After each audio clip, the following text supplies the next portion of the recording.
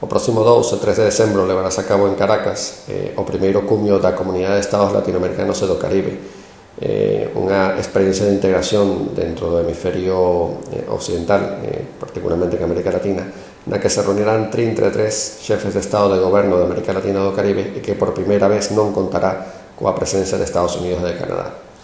Para o presidente Hugo Chávez, este cumio supón unha iniciativa sumamente estratégica debido a que foi, en primer lugar, suspendido en xuño pasado ante o imprevisto anuncio de enfermedade do presidente Chávez e que coa súa realización o próximo mes de decembro en Caracas significará unha iniciativa de integración que complementaría outras experiencias de integración hemisférica como poden ser a Unión de Nacións do Sur, a UNASUR, e a Alianza Bolivariana para os Povos da Nosa América, ALBA, un proceso de integración plenamente social e económico impulsado polo presidente venezolano desde 2004 e que inclúe a países como Cuba, Ecuador, Bolivia e Nicaragua. No cumio da CELAC, da Comunidade de Estados Latinoamericanos e do Caribe, que realizará a súa primeiro cumio formal en decembro próximo en Caracas, se estipulará a posibilidade de enlazar mecanismos de integración xa anteriormente establecidos e buscar solucións alternativas que non provoquen competencia ou incluso tensións con outros organismos xa previamente establecidos como a Organización de Estados Americanos ou incluso coa política de Estados Unidos de enlazar unha integración hemisférica a través de tratados de libre comercio. O cumio da CELAC moi probablemente requerirá da adopción de medidas económicas que permitan a América Latina sair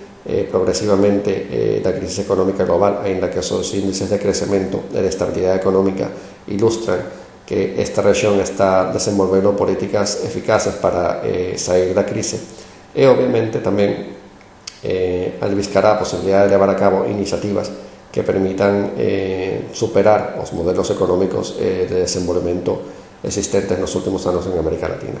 O cumio da CELAC, por tanto, será un momento importante para calibrar o estado e a consistencia do proceso de integración en América Latina. Será esta a primeira experiencia de que os povos latinoamericanos leven a cabo un proceso de integración sen a presencia, nin a influencia, nin, obviamente, a imposición de modelos de desenvolvemento regionais